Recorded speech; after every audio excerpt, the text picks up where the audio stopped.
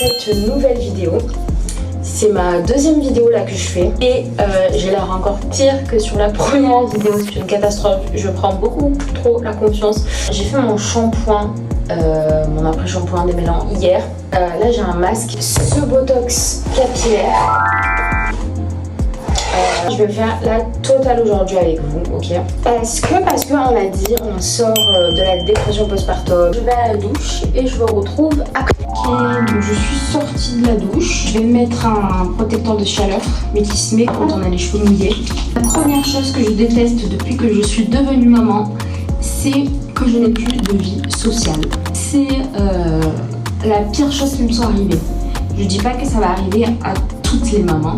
Il y a des mamans, elles ont de la chance, elles arrivent à garder une vie sociale. Moi, je n'en ai plus. Voilà, je n'ai plus de vie sociale.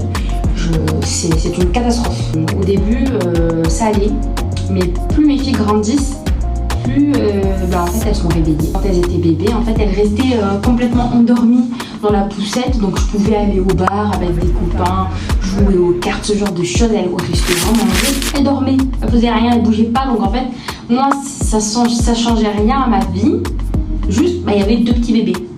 Là maintenant, les restos c'est très compliqué. Moi ça me saoule, donc je comprends que ça puisse saouler les gens, parce que en fait tu peux pas manger tranquillement, puisque en fait t'as les bébés qui veulent aller dans les bras, donc tu peux pas manger. Bon. Donc au final je me trouve très seule.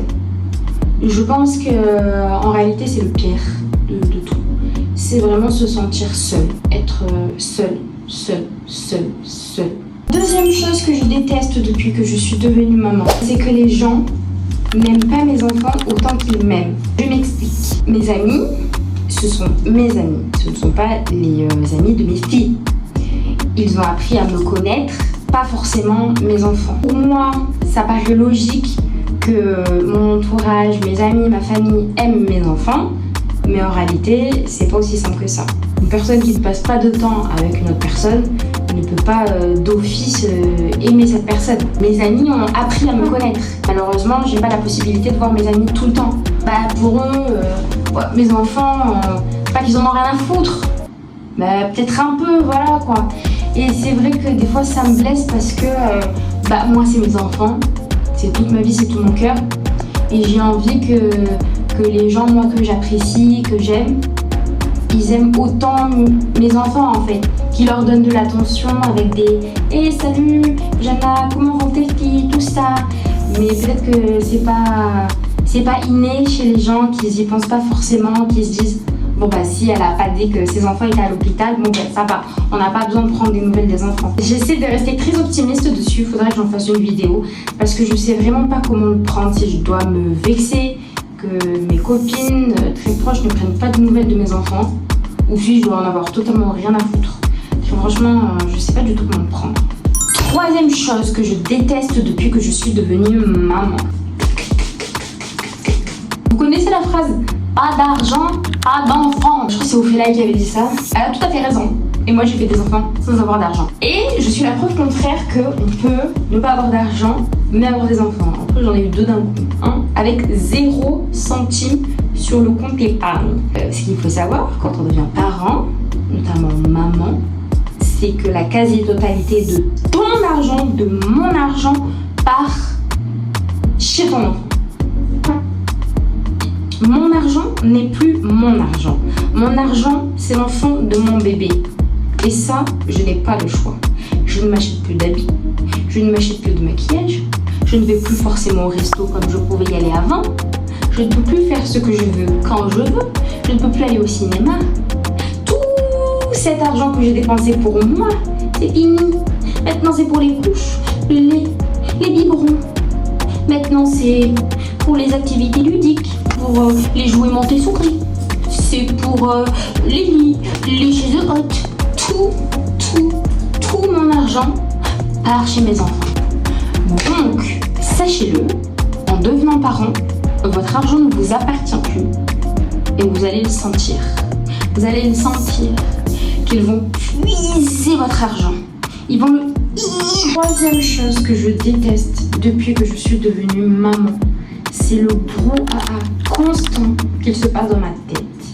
Il n'y a pas un moment, bon, sauf là maintenant que je fais mes vidéos, mais bon, on va dire que 85% du temps, il y a toujours un bébé qui râle ou qui pleure ou qui a besoin de quelque chose. Et si c'est pas ça, il faut que je pense à ce papier, il faut que je pense au vaccin, il faut que je prenne rendez-vous chez le pédiatre. Depuis que j'ai des enfants, il y a un brouhaha constant dans ma tête. Je suis devenue un robot. Je ne pense plus comme un humain, mais comme une machine à to-do list. Il faut faire ci, il faut faire ça, tatati, tatata. Avant, par exemple, il fallait juste s'occuper de la cuisine, du ménage, patati tatata. Maintenant, il faut s'occuper du ménage, des enfants, des lessives, la vaisselle, et tatati, et les papiers, et les problèmes. Oh là là, quelle horreur. Pas sûr qu'il soit très compréhensible. En fait, ce que je cherche à dire, c'est que je suis constamment stressée. Le mot que je cherchais, c'est la charge mentale. Voilà, la charge mentale qui s'est imposée à moi. Je pensais savoir ce que c'était. C'est faux. Là, je découvre ce que c'est qu'une charge mentale. Ah oui, c'est une charge sur les épaules, mais qui pèse lourd. Il faut avoir bon dos pour avoir des enfants. Je vous le dis, il faut avoir le cardio. Surtout dans mon cas, quand on a des jumeaux.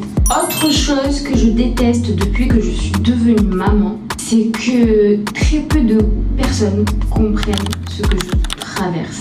Tout le monde sait que oui, maman, c'est pas facile. Voilà.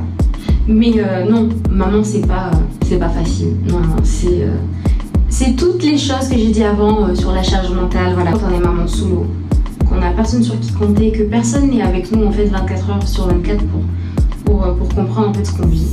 Comment des fois c'est pas facile. Quand on a des jumeaux, que des fois il faut faire un choix. Est-ce que je choisis de prendre lui dans les bras? Est-ce que je prends lui? Il faut faire ça, des fois on mange pas. On mange une fois dans la journée. On finit juste par commander Uber Eats. C'est une catastrophe. Et je pense que c'est la chose moi qui me fait le plus souffrir. C'est que des fois je me sens seule. Et j'aimerais que mes proches comprennent plus ce que je vis. Mais c'est pas facile. Donc peut-être que les gens essaient plus de se mettre à ma place en fait. Ils comprendraient plus facilement que ah bah oui là elle a pas pu passer l'aspirateur ou ah bah oui là elle était de mauvaise humeur. Ah bah enfin vous avez compris le truc. La dernière chose que je déteste depuis que je suis devenue maman, c'est que je ne suis plus libre. Et j'en ai parlé un petit peu dans ma vidéo, ma toute première vidéo. À un moment donné, j'évoque ce sujet. C'est que je suis plus libre en fait. Je suis plus libre de juste pouvoir sortir, m'habiller, mettre mes chaussures et claquer ma porte. Je peux plus juste faire ça et m'acheter une canette de Red Bull. Je peux plus juste dire ah bah tiens bah viens on va voir, il y a une petite fête ce soir dans le centre-ville, viens on va voir. Non, je peux plus faire ça.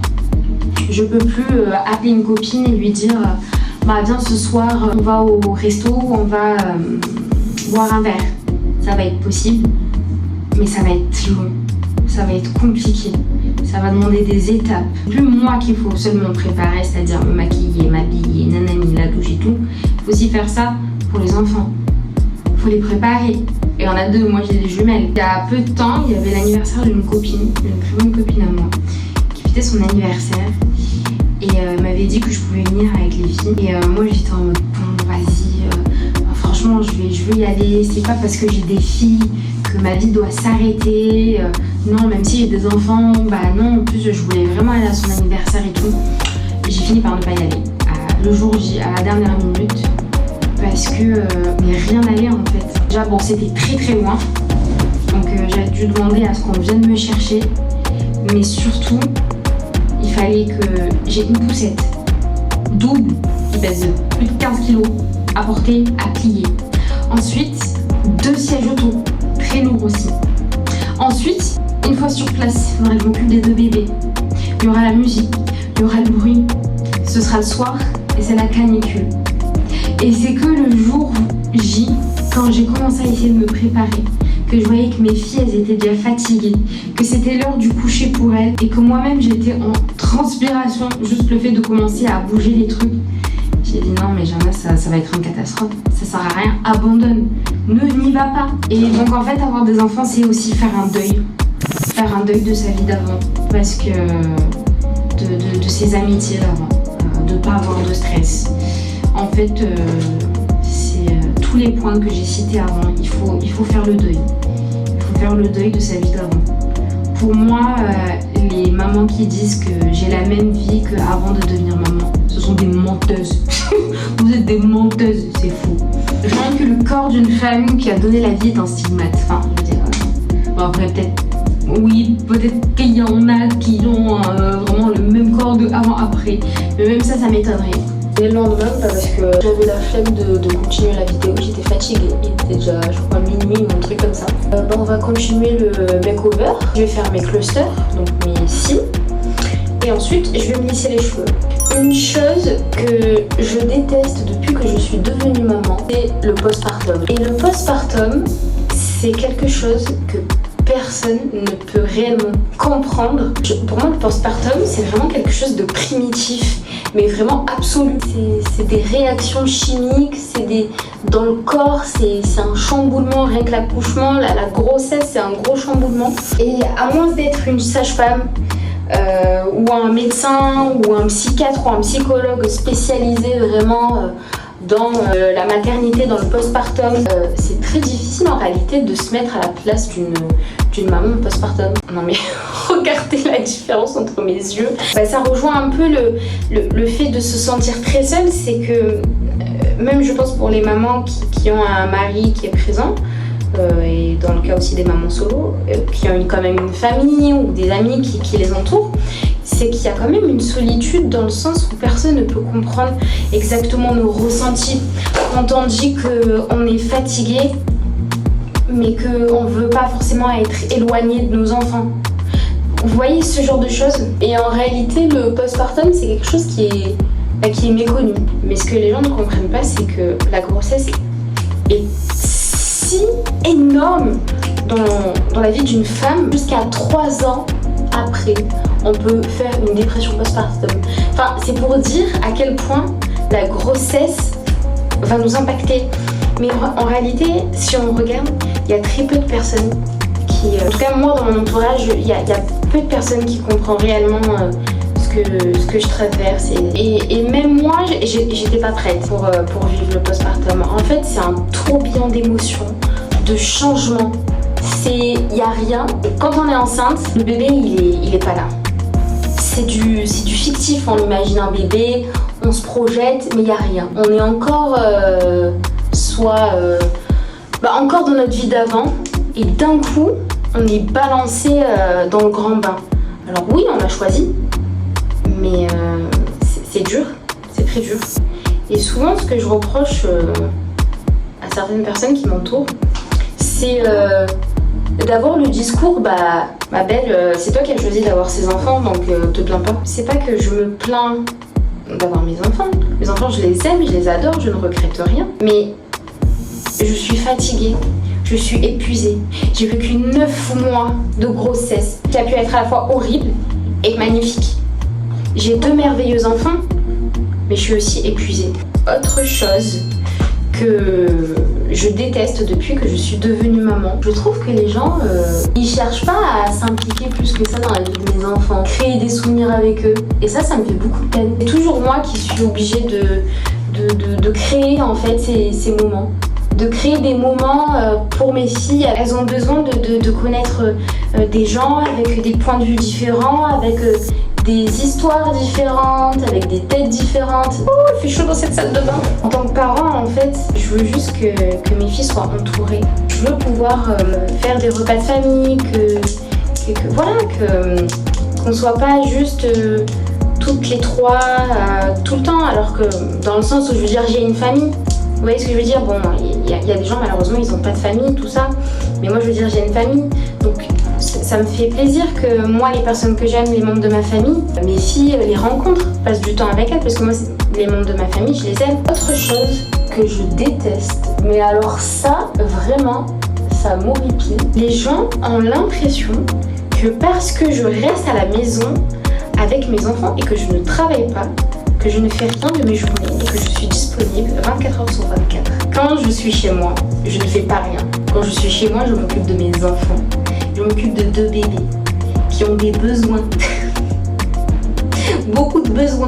Les gens ne se rendent pas compte ce que ça me coûte de proposer une sortie. Ce que ça implique pour moi de sortir avec des enfants. Et que me mettre des plans, ça m'énerve. Parce que moi, j'ai un planning, j'ai une semaine, j'ai des rendez-vous quasi toutes les semaines pour aller faire un papier, pour aller faire un truc, pour aller faire ci. Quand on met un plan, bah ça m'énerve en fait. Bon, déjà ça me fait de la peine parce que je voulais voir la personne. Moi j'ai l'impression de toujours essayer de m'adapter aux gens. Alors que j'ai 2 enfants, hein. J'ai 2 enfants et les gens ne vont jamais chercher à s'adapter. Et du coup ça me saoule. Je propose des trucs et tout, après ça me met des plans alors que du coup moi je fais mon planning, je m'organise, enfin j'ai des enfants, j'essaie de faire au mieux pour garder le lien avec les gens et les gens ont le droit de me mettre des plans lorsque c'est justifié. Je veux un certificat médical, d'accord? On se comprend quand je dis oui ça me saoule quand on me met des plans, les gens ont le droit d'avoir des problèmes dans leur vie aussi, hein. Je suis pas le centre du monde, vous voyez. Je cherche des moments pour voir telle ou telle personne et toi tu mets le plan sans te dire ah merde peut-être Jana du coup elle a demandé à telle personne tatati tatata. En fait j'ai limite l'impression que parce que moi j'ai des enfants en fait je m'implique plus dans les sorties parce qu'en fait moi une sortie ça me demande de l'organisation, ça me demande une logistique, ça me demande si je dois faire garder mes enfants de demander à quelqu'un de me garder et du coup je dois réfléchir est-ce que cette personne est disponible. Est-ce que ça va pas faire trop tard pour cette personne? Est-ce qu'elle va pas être fatiguée? Est-ce que la personne demain elle travaille? C'est toute une réflexion que moi je me fais pour faire les choses au mieux et peut-être qu'au final quand j'avais pas d'enfant je me prenais pas la tête et c'était moins fatigant de sortir. Je pense que c'est une incompréhension. En fait voilà, ça crée un fossé de fou malade une fois qu'on devient parent. Je pense que je vais m'arrêter là sur la vidéo. J'ai assez blablaté. Et abonnez-vous, likez, je viens juste de créer ma chaîne, je n'ai pas de visibilité. L'algorithme n'est pour l'instant pas mon ami, je n'ai qu'un seul abonné. Alors donnez-moi de la force si vous avez aimé ma vidéo, si vous aimez mon contenu, si vous voulez en voir plus.